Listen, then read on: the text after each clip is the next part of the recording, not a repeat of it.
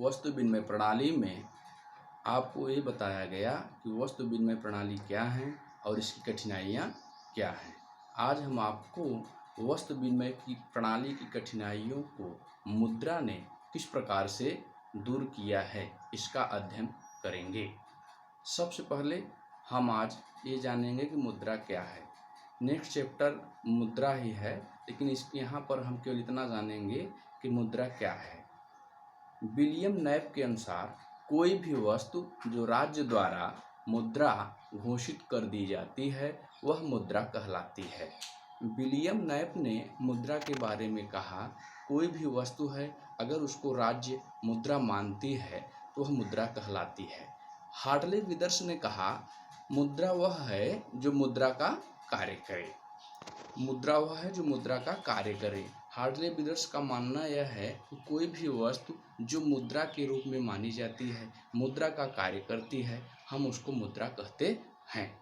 आज हम ये देखेंगे, आज अध्ययन करेंगे कि वस्तु विनिमय प्रणाली की कठिनाइयों का मुद्रा ने किस प्रकार से निराकरण किया है। वस्तु विनिमय प्रणाली हम प्रचलित पुरानी व्यवस्था थी जब मुद्रा उस समय प्रचलन में नहीं था।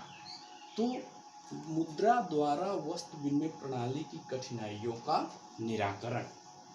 पहला पॉइंट है, आवश्यकताओं के दोहरे संयोग की आवश्यकता नहीं।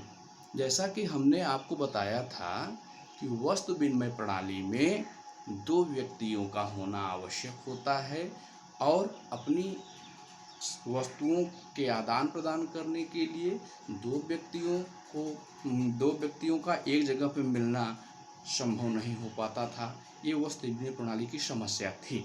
लेकिन आज मुद्रा प्रचलन में होने के कारण दो व्यक्तियों को खोजने की आवश्यकता नहीं है। कोई भी व्यक्ति आसानी से अपनी आवश्यकता की वस्तु को खरीद सकता है मुद्रा के द्वारा। दूसरा पॉइंट है मूल्य का आधार। वस्तु विनिमय प्रणाली में किसी भी वस्तु की कीमत कितनी होगी उसके मापने का कोई आधार नहीं होता था। लेकिन मुद्रा के प्रचलन से किसी भी वस्तु की कीमत क्या होगी इसको हम आसानी से माप सकते हैं कि इस वस्तु की कीमत इतनी हो सकती है या इस सेवा की कीमत इतनी हो सकती है। थर्ड पॉइंट है वस्तुओं की विभाज्यता। वस्तु विनिमय प्रणाली में हम लोगों ने अध्ययन किया था कि कोई भी व्यक्ति अपनी आवश्यकताओं की पूर्ति के लिए अगर एक वस्तु के बदले में उसको 3 वस्तुएं चाहिए तो उसे वस्तु का विभाजन करना पड़ता था, जिसके कारण वस्तु की जो है विभाजन करने से वस्तु जो है निरर्थक हो जाती, बेकार हो जाती थी, उसका अस्तित्व समाप्त हो जाता था।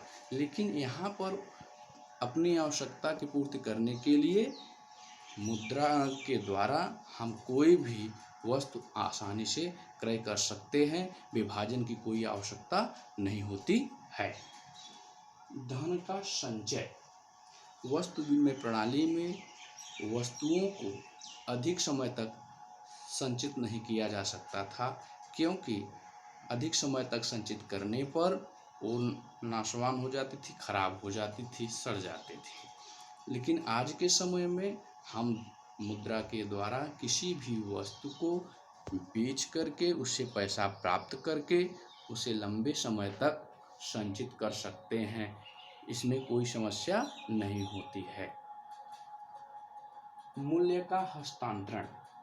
वस्तु विनिमय प्रणाली में अगर कोई व्यक्ति एक स्थान से दूसरे स्थान पर जाकर के रहना चाहता था, निवास करना चाहता था, तो उसको अपनी अचल संपत्तियों को छोड़ करके जाना पड़ता था, क्योंकि उस समय मुद्रा प्रचलन में नहीं थी। लेकिन आज के समय में अगर एक व्यक्ति एक स्थान से दूसरे स्थान को जाना चाहता है तो अपनी अचल संपत्तियों को, जायदाद, प्रॉपर्टी जो भी है, उसको बेच करके मुद्रा प्राप्त करके आसानी से एक स्थान से दूसरे स्थान को जा सकता है। इस समस्या का निराकरण मुद्रा के द्वारा किया गया, जबकि वस्तु विनिमय प्रणाली में ऐसा संभव नहीं था। भविष्य में भुगतान। वस्तु विनिमय प्रणाली में हमने बताया था कि किसी भी वस्तु का मूल्य निर्धारित नहीं होता था, वर्तमान में ही निर्धारित नहीं होता था कि उसका मूल्य क्या है, क्योंकि मुद्रा प्रचलन में नहीं थी। तो भविष्य में कैसे निर्धारित होता कि इसका भविष्य में कितना भुगतान किया जाएगा। लेकिन आज के समय में मुद्रा प्रचलन में है, तो मुद्रा के द्वारा किसी भी वस्तु का हम आसानी से जो है वर्तमान मूल्य भी जानते हैं, अब भविष्य में इसकी कीमत कितनी होगी, भविष्य में इसका कितना भुगतान किया जाएगा, हम आसानी से ज्ञात कर सकते हैं। लास्ट पॉइंट है सेवाओं का भुगतान।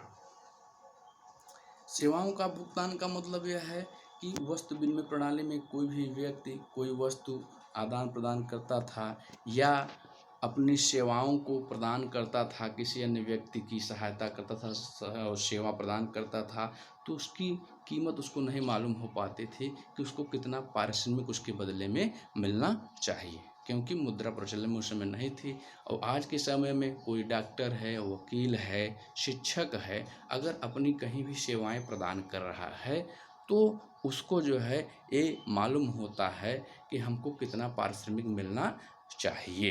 वो उसका पारिश्रमिक मुद्रा के द्वारा हम माप सकते हैं और जान सकते हैं कि कितना पारिश्रमिक होना चाहिए। तो छात्रों, आज हमने आप लोगों को मुद्रा के द्वारा वस्तु विनिमय प्रणाली की कठिनाइयों को किस प्रकार से दूर किया जाता है हमने पढ़ाया। और इस चैप्टर में है केवल 2 क्वेश्चन पढ़ने हैं, ये चैप्टर आपका समाप्त होता है। इसके आगे जो है मुद्रा चैप्टर है, मुद्रा चैप्टर का हम अध्ययन करेंगे।